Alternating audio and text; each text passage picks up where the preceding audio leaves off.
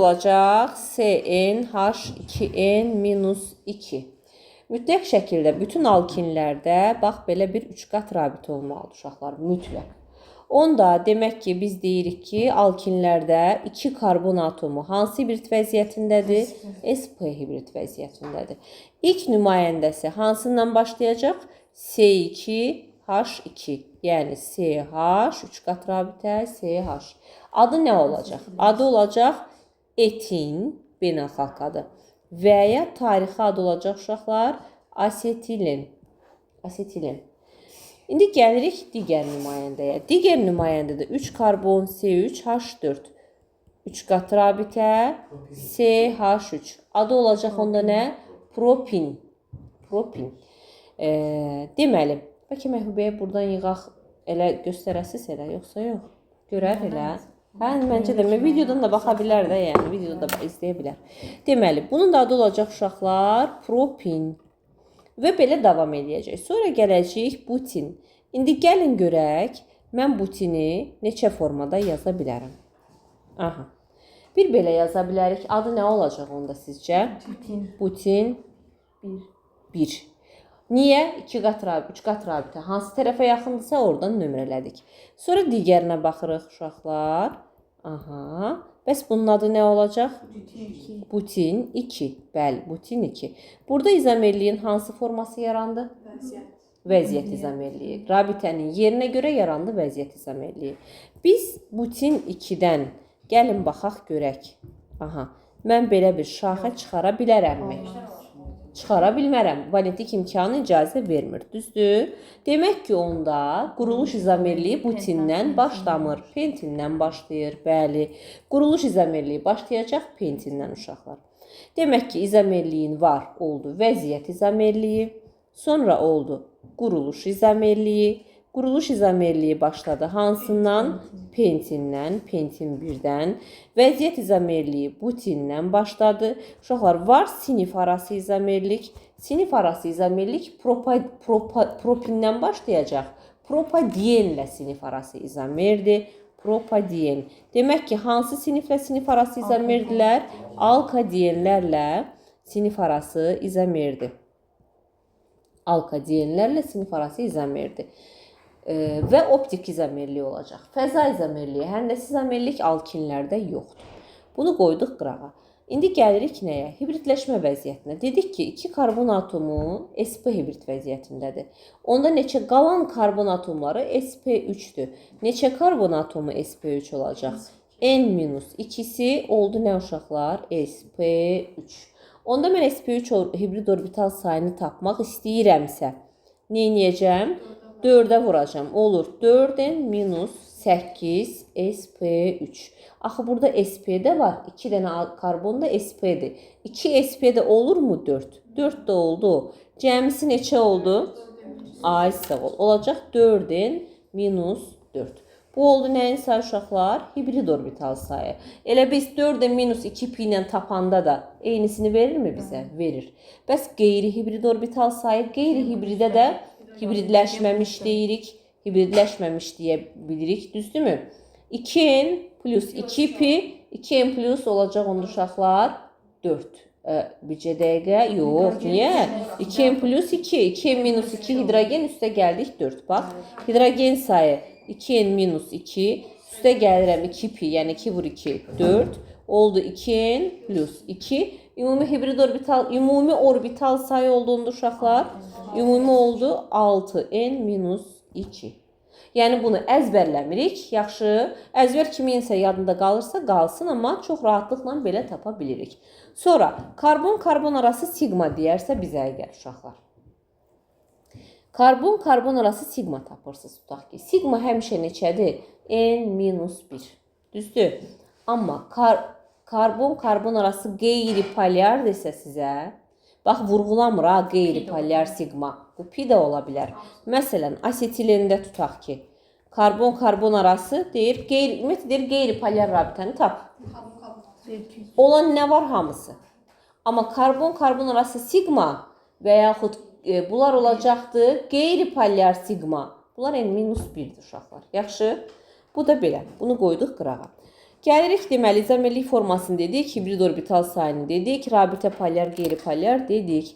Gələk fiziki xassələrinə. Adlandırması. Adlandırmasını deyək sonra fiziki xassə. Yenə də adlandırmada uşaqlar. Tutaq ki, məsəl üçün bizim belə bir birləşməmiz var.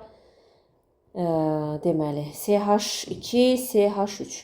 Bir beynəlxalq adlandırma ilə deyəndə hara yaxındırsa oradan nömrələyirik. Adı olacaq bunun nə?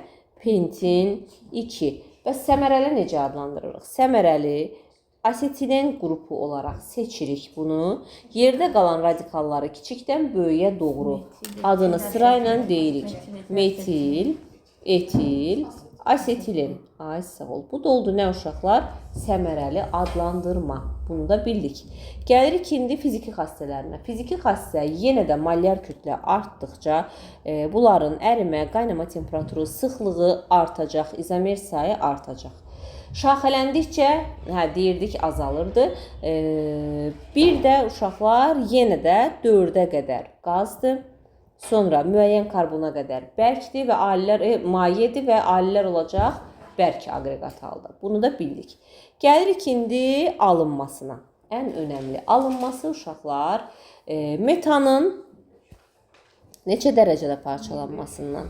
1500 dərəcədə parçalanmasından alınırdı asetilen, bir də hidrogen. Düzdürmü? Oldu deməli metanın parçalanmasından alınan və ən əlverişli üsul hesab olunur. Niyə görə? Metan təbiətdə çoxdur. Düzdür? Metandan rahatlıqla almaq olur. Sonra digər bir üsul uşaqlar kalsium karbid. Bunu həm laboratoriyada, həm sənayedə istifadə edirlər.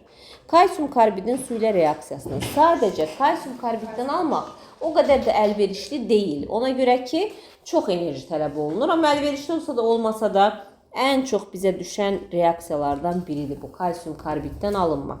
Alınacaq asetilen, bir dənə kalsium hidroksid. Oldu asetilenin alınması reaksiyası. Ən önəmli reaksiyalardan da həm laboratoriya, həm sənayedir. Digər bir vacib üsul uşaqlar olacaq dihalogenli törəmələrə. Bunu belə yadımızda saxlayırıq. Tutaq ki, bizə belə bir birləşmə verib CH3, CH2, CH2, xlor. Əgər monohalogenli törəmədirsə, bu olur bir dənə pi. Monohalogenli. Monohalogenliyə kalium OH-ın spirtdə məhlulu ilə təsir eləyəndə kalium OH olmaz, natrium OH olar. Bir dənə pi yaranır, alken. Yaranır bir dənə pi rabitə. Harada yaranır? Halogen birləşmiş karbonla yanında ən az hidrogen olan karbon arasında.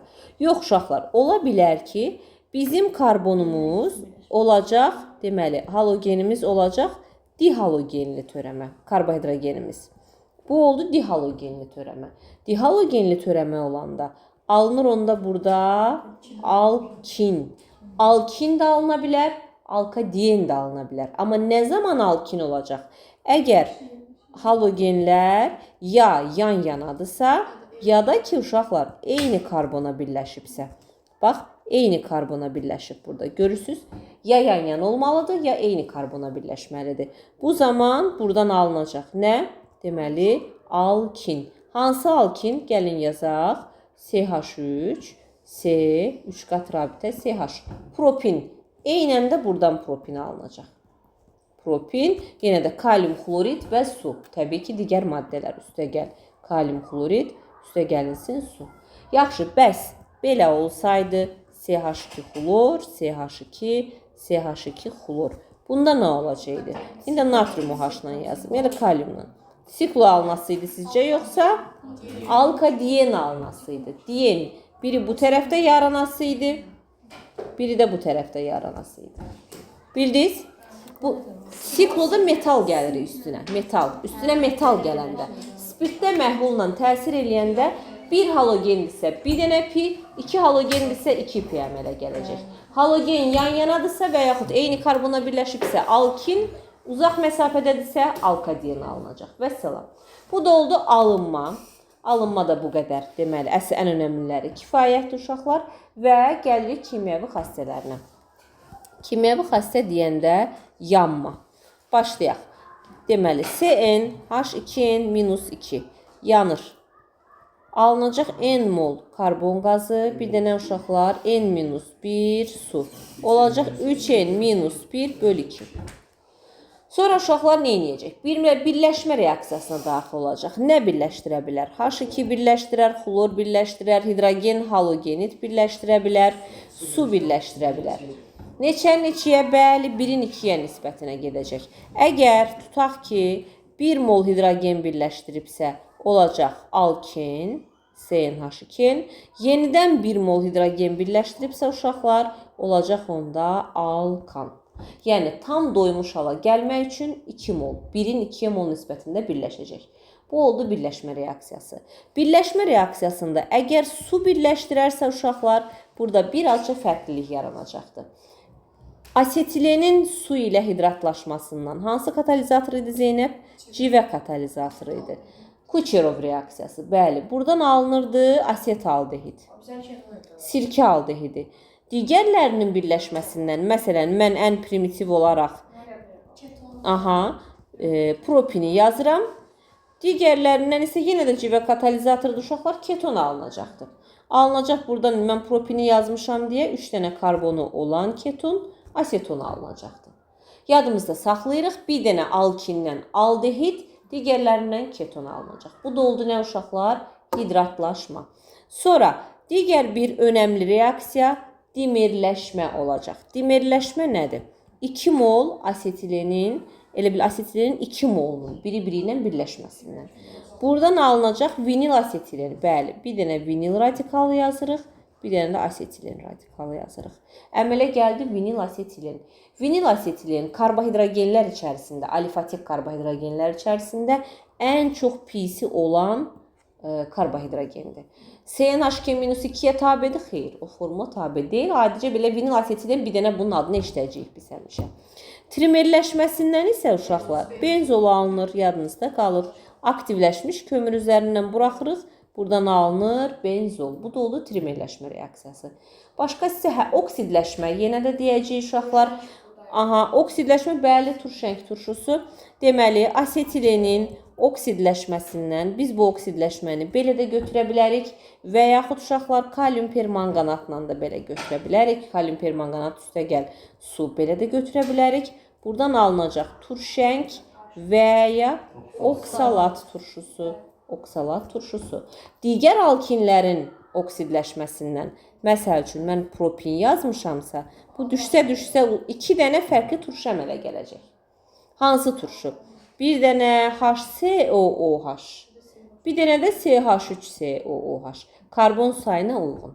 Bundan da böyüyü düşməz sizə uşaqlar. Bunu da belə yadımızda saxlayırıq. Və son olaraq gəlirik təyininə. Təyini nədir? Aynışan sevindi ki, bitir. Yoxsa yox? Yox. Deməli, təyini uşaqlar pi rabitəsi olduğuna görə bromlu suyu rəngizləşdirəcək, kalium permanganatlı suyu rəngizləşdirəcək və digər karbohidrogenlərdən fərqli olaraq eyni zamanda alkinlərin çox nümayəndəsindən fərqli olaraq 2 qat rabitə zəncirin kənarında olanlar uşaqlar, bax bu gümüşlə, sonra elə natriumun özü ilə də ola bilər və yaxud mis oksidlə ola bilər, mis bir oksidlə əvəz olunma reaksiyasına daxil olacaqdır. Burada da nə baş verəcək? Argentium, karbon 3 qat rabitə argentium, üstə gəlinsin H2O. Onda nə deyirik? 3 qat rabitə zəncirin kənarında olan alkinlər belə davam edə bilər. Digər alkinlərdən fərqli olaraq metallarla əvəz etmə reaksiyasına daxil olacaq. Vəssalam. Tətbiq yenə benzol alınması, asetaldehid alınması, digər polimerlərin alınmasında yenə də başlanğıc maddə kimi, xammal kimi istifadə olunur.